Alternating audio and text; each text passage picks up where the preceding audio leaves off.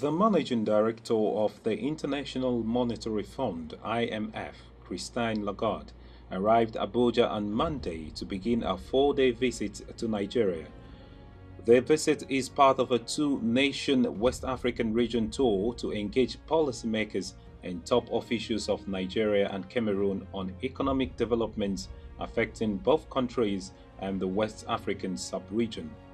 Prior to Ms. Lagarde's arrival, the IMF had explained that the visit would underline the fund's strong relationship with its African member countries. Speaking at a meeting with the IMF boss on Tuesday, President Muhammadu Buhari said his administration will look inwards, enforce regulations to stop financial leakages, and adopt global best practices in generating more revenue to mitigate the effect of dwindling oil prices on the Nigerian economy. Ms. Lagarde responded saying that given the zeal and determination she had seen in the Buhari administration, the country did not need any IMF program, but advised Nigeria to be more flexible in its monetary policies. She on Wednesday met with the leaders of the National Assembly and called for the removal of fuel subsidy. Speaking during a meeting with some lawmakers from both the lower and upper legislative chambers, she also called for a review of Nigeria's tax regime.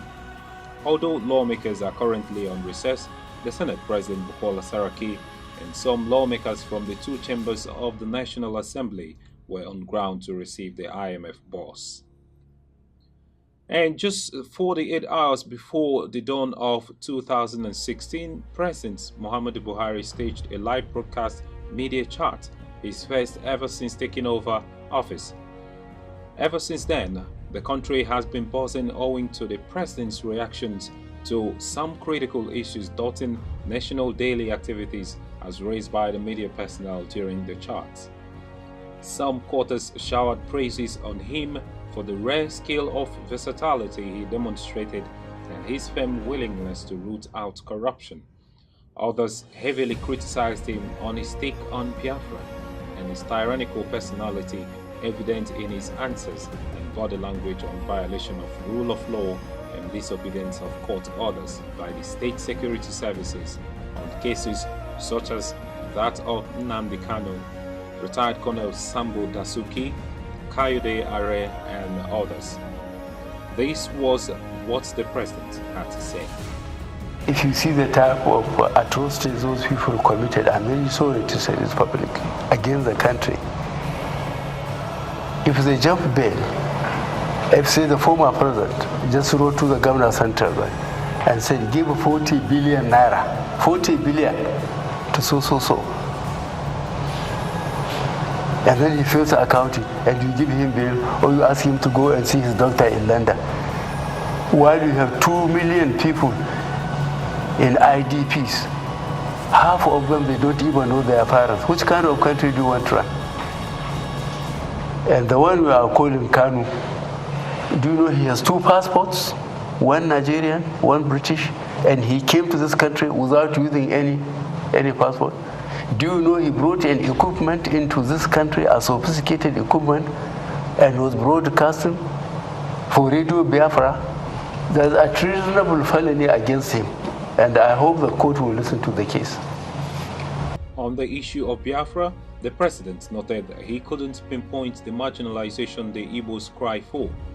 Others are still faulted the fact that he lacked knowledge that banks disallowed customers withdrawing foreign currency from their domiciliary accounts. The president has been praised as well as admonished always to be guided by the country's constitution. And the Nigerian electricity supply industry has reported that a power supply of 4,143.87 megawatts from the Transmission Company of Nigeria (TCN) has been stable for almost a week. From December 28 to January 2nd, power generation also remained unchanged at 4,241.39 megawatts, while peak energy generation remained unchanged at 4,553.2 megawatts. During the period under review, the TCN managed to evacuate 4,143.87 megawatts, leaving 97.52 megawatts stranded in the network. Babatunde Fashola, Minister of Power, Works and Housing, said the TCN lacked the capacity to evacuate the total power that the generation companies produced to the distribution companies.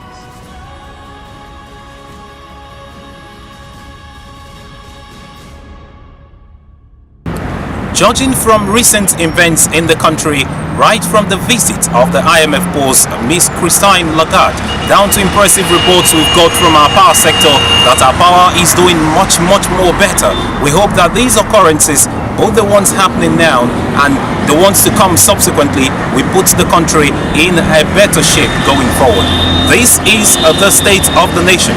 Reporting for African Free Press, my name is Leo Oketa.